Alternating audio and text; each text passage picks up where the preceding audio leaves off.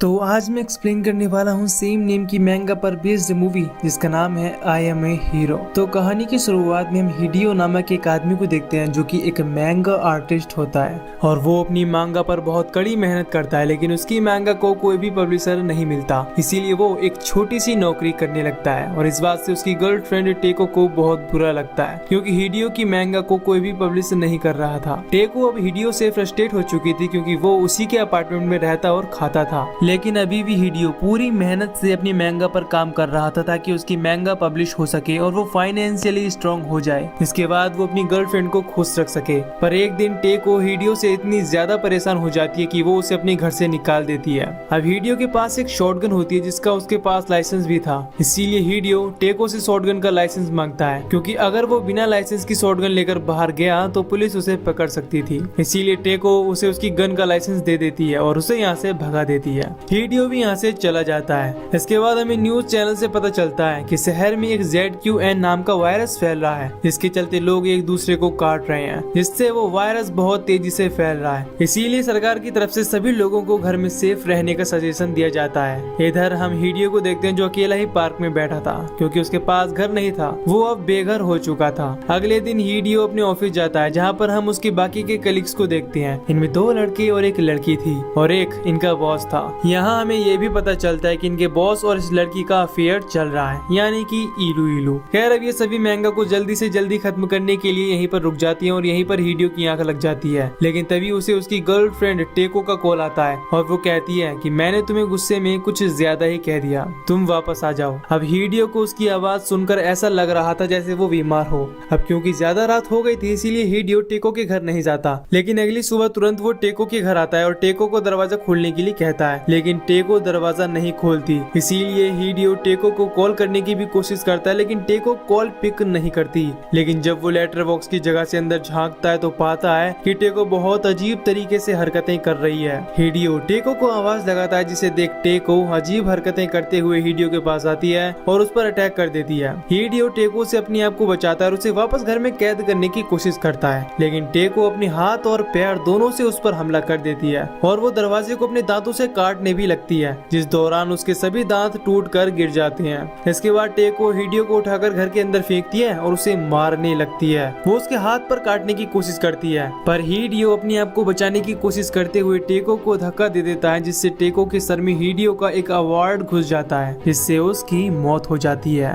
ये देखकर हिडियो डर जाता है और यहाँ से भाग जाता है। इसके बाद वो अपने ऑफिस पहुँचता है तो देखता है कि उसके कलीग की शर्ट पर बहुत सारा खून है। उसके हाथ में एक बेसबॉल बैट है और उसने अपने ही एक कलीग को मार डाला था क्योंकि वो ZQN नाम की वायरस से इन्फेक्टेड हो चुका था। तभी इनका बॉस बाहर आता है। इसकी आंखें बहुत अजीब थी क्योंकि वो भी अब इन्फेक्टेड हो चुका था। इनका बॉस इनसे कहता है कि तुमने अपना काम पूरा कर लिया, जिसे देख वो गुस्से में अपने बॉस का सर फोड़कर उसे मार डालता है। हिडियो उससे पूछता है कि ये सब क्या हो रहा है। इस पर वो कहता है मुझे नहीं पता, शायद ये सब इन्फेक्टेड हो गए हैं और इन्होंने मुझे मारने की भी कोशिश की, इसीलिए मैंने इन्हें मार डाला और ये सिर्फ तभी मरते हैं जब इनके दिमाग पर अटैक किया जाए। वो ये भी बताता है कि ये जिसे भी बाइट करेंगे यानी कि काटेंगे वो आदमी भी इन्फेक्टेड हो जाएगा। तभी हिडियो अपने हाथ की तरफ देखता है, लेकिन क्योंकि टेको के दांत टूट चुके थे इसीलिए टेको उसे बाइट नहीं कर पाई थी, इसीलिए हिडियो बिल्कुल सेफ था। तभी हिडियो का कलीग वो भी ज़ॉम्बी बनने लगता है क्योंकि उसे भी बाइट कर लिया गया था, लेकिन क्योंकि वो भी अपनी कॉन्शियस में था इसीलिए खुद ही अपनी गर्दन काटकर अपने आप को मार डालता है क्योंकि वो ज़ॉम्बी नहीं बनना चाहता था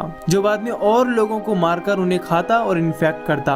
हिडियो ये सब देखकर डर जाता है और यहाँ से भागने की कोशिश करता है, लेकिन तभी उसकी एक और कलीग यहाँ आती है जो कि इन्फेक्टेड थी, जिसे देखकर हिडियो यहाँ से भाग जाता है और टाउन की तरफ दौड़ता है। वो देखता है कि शहर के ऊपर बहुत सारे मिलिट्री हेलीकॉप्टर्स और प्लेन्स उड़ रहे हैं, इसका मतलब पूरे शहर में इमरजेंसी अलर्ट हो चुका है। धीरे धीरे हिडियो आगे जाता है और देखता है कि सभी लोग एक एक करके वायरस की चपेट में आ रहे हैं और वो एक दूसरे को काट रहे हैं। ये सब देखकर हिडियो अपनी जान बचाने के लिए एक टैक्सी के पास जाता है और ड्राइवर को दरवाजा खोलने के लिए कहता है। तभी हिडियो के पास एक लड़की आती है जिसका नाम हिरोमी होता है और वो ज़ॉम्बी से बचकर भाग रही थी। तभी इनकी तरफ एक ज़ॉम्बी आने लगता है जिसे मारने के लिए हिडियो अपनी शॉटगन निकालता है, लेकिन उसके हाथ में गन नहीं थी, वो ये सिर्फ हेलुसिनेट कर रहा था। अब ये सब टैक्सी में बैठते हैं, लेकिन तभी एक और आदमी आकर इनके साथ बैठ जाता है और टैक्सी ड्राइवर इन्हें लेकर चल देता है। कुछ देर बाद जो आदमी इनके साथ बैठा था वो ज़ॉम्बी में बदलने लगता है क्योंकि उसे भी एक ज़ॉम्बी ने बाइट किया था। वो इन पर अटैक कर देता है और टैक्सी ड्राइवर को इन्फेक्टेड कर देता है। इसके बाद ये ज़ॉम्बी हिडियो पर भी हमला कर देता है और हिडियो से बाहर फेंकने की कोशिश करता है, लेकिन ये ज़ॉम्बी हिडियो को पकड़ लेता है, पर हिरोमी उसकी मदद करती है। इसके बाद हिडियो इस ज़ॉम्बी को लात मारकर गिरा देता है और ये ज़ॉम्बी मारा जाता है। कुछ देर बाद टैक्सी ड्राइवर भी ज़ॉम्बी में तब्दील होने लगता है। ये टैक्सी ड्राइवर इमोशनल हो जाता है और कहता है कि 30 साल में उसने कोई भी कानून नहीं तोड़ा। इसके बाद ये टैक्सी ड्राइवर कानून तोड़ते हुए गाड़ी की स्पीड तेज कर देता है, जिससे इनका एक्सीडेंट हो जाता है। हिडियो और हिरोमी दोनों बेहोश हो जाते हैं और जब इन्हें होश आता है तो इनके पीछे पूरा शहर था जो ज़ॉम्बी की दहशत में तबाह हो चुका था। इन्हें पता चलता है कि ये वायरस बहुत तेजी से फैल रहा है। इससे ये लोग अपनी मेमोरी को तो भूल जाएंगे, लेकिन उनका प्रोफेशन उनकी बॉडी को नहीं छोड़ेगा। जैसे कि अगर कोई एथलीट है तो वो ज़ॉम्बी बनने के बाद भी वैसे ही हरकतें करेगा। इन्हें ये भी पता चलता है कि अगर ये माउंट फूजी पर जाएं तो वायरस खत्म हो सकता है, इसीलिए ये माउंट फूजी पर जाने का डिसाइड करते हैं। मगर रात होने की वजह से एक सेफ जगह पर छुप जाते हैं और अब तक ये दोनों एक दूसरे को पसंद करने लगे थे। अगली सुबह जब हिडियो की नींद खुलती है तो वो देखता है कि हिरोमी की गर्दन पर ज़ॉम्बी बाइट है, यानी कि वो भी इन्फेक्टेड है। ये देखकर वो डर जाता है और हिरोमी पर गन तान देता है। इसके बाद हिरोमी बताती है कि मुझे एक बच्चे ने काटा था। अब क्योंकि हिरोमी अब तक ज़ॉम्बी नहीं बनी थी, इसीलिए हिडियो उसे नहीं मारता। वो सोचता है कि अगर ये दोनों एक बार माउंट फूजी पर पहुंच गए तो शायद हिरोमी ठीक हो सकती है। अब इसके बाद ये दोनों माउंटेन की ओर बढ़ने लगती हैं और यहाँ अचानक हिरोमी हिडियो से कहती है कि तुम मुझे छोड़ दो, तुम यहाँ से अपना सफर अकेले ही तय करो। अब हिडियो को समझ नहीं आता कि हिरोमी ऐसा क्यों कह रही है, लेकिन तभी हिरोमी की एक आंख ज़ॉम्बी की तरह हो जाती है और वो ज़ॉम्बी बनने लगती है, जिसे देखकर हिडियो डर जाता है और यहाँ से भाग जाता है। आगे जाकर उसे रास्ते में एक आदमी मिलता है जिससे वो मदद लेने की कोशिश करता है, लेकिन वो आदमी खुद एक ज़ॉम्बी था। वो हिडियो पर अटैक करने की कोशिश करता है, लेकिन तभी हिरोमी आ जाती है और इस ज़ॉम्बी के हाथ पैर तोड़कर इसे मार डालती है। इसके बाद वो हिडियो की तरफ हाथ बढ़ाती है। ये सब देखकर हम समझ पाते हैं कि वो पूरी तरह से ज़ॉम्बी नहीं बनी है, वो एक हाफ ज़ॉम्बी है।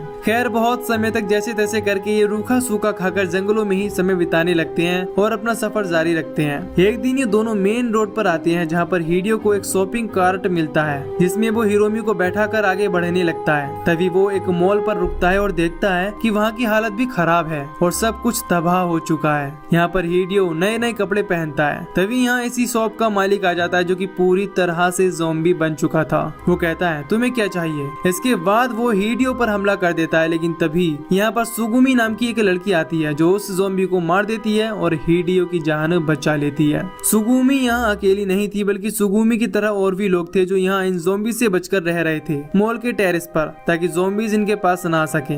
जैसे कि जब इन्हें खाने का सामान लाना होता था तो कुछ लोग बर्तन बजाकर ज़ॉम्बीज का ध्यान अपनी तरफ करते थे, जिसका फायदा उठाकर कुछ लोग निकलकर खाने का सामान ले आते थे। अब ये लोग हिडियो और हिरोमी को भी रहने के लिए यहाँ पर जगह दे देते हैं। यहाँ हम लूरा नाम के एक आदमी को भी देखते हैं जो इन सभी का लीडर था, और वो हिडियो की शॉर्ट गन देखकर थोड़ा सा शॉक होता है क्योंकि इस गन का मॉडल काफी अच्छा था और यूनिक था। अब रात को हिडियो और सुगुमी एक दूसरे से बातें करने लगते हैं, जिस दौरान सुगुमी हिडियो से पूछती है कि तुम हिरोमी से कब मिले। इस पर वो बताता है कि टाउन से भागते दौरान हमारी मुलाकात हुई थी और वो काफी बीमार थी, इसीलिए मैं उसे अपने साथ ले आया। अब दरअसल हिडियो ने इन्हें ये नहीं बताया होता कि हिरोमी एक हाफ ज़ॉम्बी है, बल्कि ये बताता है कि उसकी तबीयत खराब है। अब सुगुमी भी एक बात बताती है और कहती है कि मैं भी एक नर्स थी और मुझे एक पेशेंट को संभालना था। इसे संभालने में मैं नाकाम रही क्योंकि वो इन्फेक्टेड था और ज़ॉम्बी बन गया, इसीलिए मुझे अपनी जान बचाकर भागना पड़ा। अगले दिन इनका लीडर लूरा कहता है कि खाना खत्म हो रहा है तो इसीलिए हमें खाना लेकर आना होगा। अब यहाँ पर लूरा हिडियो से कहता है कि तुम अपनी गन मुझे दे दो क्योंकि यहाँ का कानून मैं हूँ और तुम्हें मेरी बात माननी ही होगी।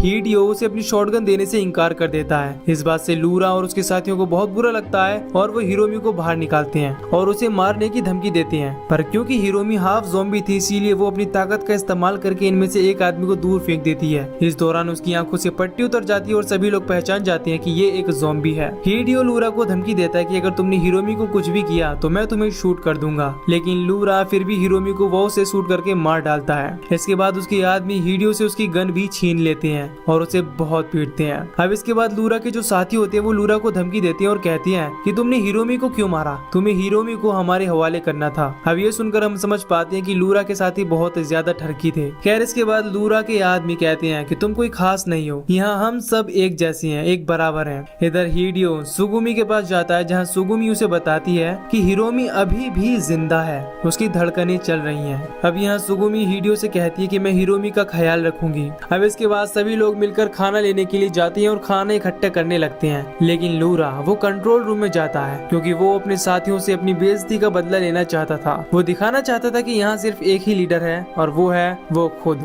यहाँ लूरा हॉल का साउंड ऑन कर देता है, जिस वजह से ज़ॉम्बी वो साउंड सुनकर यहाँ पहुँच जाती हैं और एक एक करके लूरा के सभी साथियों को मारने लगती हैं। पर हिडियो एक लॉकर में अपने आप को बंद कर लेता है। दूसरी तरफ जो एथलीट ज़ॉम्बी होता है वो दूर से दौड़कर आता है और एक हाई जंप लगाकर टेरेस पर पहुंच जाता है। इसके बाद वो सभी लोगों को मारने लगता है और उन्हें इन्फेक्टेड कर देता है, लेकिन सुगुमी हिरोमी को लेकर छुप जाती है। इसके बाद वो वॉकी टॉकी के थ्रू हिडियो को बताती है कि यहाँ पर ज़ॉम्बी ने सभी को इन्फेक्ट करके ज़ॉम्बी बना दिया है। इस पर हिडियो सुगुमी को बेसमेंट में आने को बोलता है। अब जैसे ही हिडियो लॉकर से बाहर निकलता है तो एक ज़ॉम्बी उस पर हमला कर देता है और उसके हाथ पर काट लेता है, लेकिन हिडियो रियलाइज करता है कि उसने अपने हाथ में बहुत सारी घड़ियां पहन रखी हैं, जिस वजह से वो बच गया। अब इसके बाद वो यहाँ से भागता है और हॉल में पहुँचता है। तभी उसे अपनी शॉटगन मिल जाती है। कुछ देर बाद यहाँ पर सुगुमी हिरोमी को लेकर आ जाती है और उसे लूरा मिलता है, जो कुछ ही देर बाद ज़ॉम्बी बन जाता है क्योंकि उसे भी ज़ॉम्बी ने इन्फेक्ट कर दिया था। अब यहाँ लूरा खुद ही अपनी आंखें फोड़कर सुगुमी और हिरोमी पर अटैक कर देता है। जिसके बाद ये दोनों भागने लगते हैं और तभी हिडियो लूरा का सर उड़ा देता है, जिसके बाद लूरा मारा जाता है। तभी यहाँ पर इन्हीं के ग्रुप का एक आदमी आता है जो अब तक बचा हुआ था। अब ये सभी मिलकर यहाँ से निकलते हैं, लेकिन दोनों तरफ से इन्हें ज़ॉम्बीज घेर लेती हैं और इनकी तरफ तेजी से बढ़ने लगती हैं। इसके बाद हिडियो अपनी शॉटगन लोड करता है और एक एक करके सभी को मारने लगता है। उसके पास काफी बुलेट थी। इस दौरान इनके एक साथी को ज़ॉम्बीज पकड़ लेते हैं और उसे इन्फेक्टेड कर देते हैं और अब बचते हैं हिडियो, हिरोमी और सुगुमी। सभी ज़ॉम्बीज को मारने के बाद हिडियो के सामने एथलीट ज़ॉम्बी आता है। इस पर हिडियो कई बार गोली मारता है, लेकिन वो बार बार उठकर हिडियो पर अटैक करने की कोशिश करता है और फाइनली उसकी बुलेट खत्म हो जाती हैं। अब जैसे ही एथलीट ज़ॉम्बी इनकी तरफ तेजी से दौड़ता है तो हिडियो अपनी शॉटगन से उसका सर फोड़कर उसे मार डालता है। इसके बाद ये तीनों एक कार लेकर माउंटेन की ओर निकल जाती हैं ताकि ये जिंदा बच सके और ये मूवी यहीं पर खत्म हो जाती है। तो दोस्तों, अगर आपको ये मूवी की एक्सप्लेनेशन पसंद आई हो तो वीडियो को लाइक और चैनल को सब्सक्राइब कर दीजिए ताकि मैं मिलूंगा आपसे न्यू वीडियो में। Till then take care, love you, bye bye.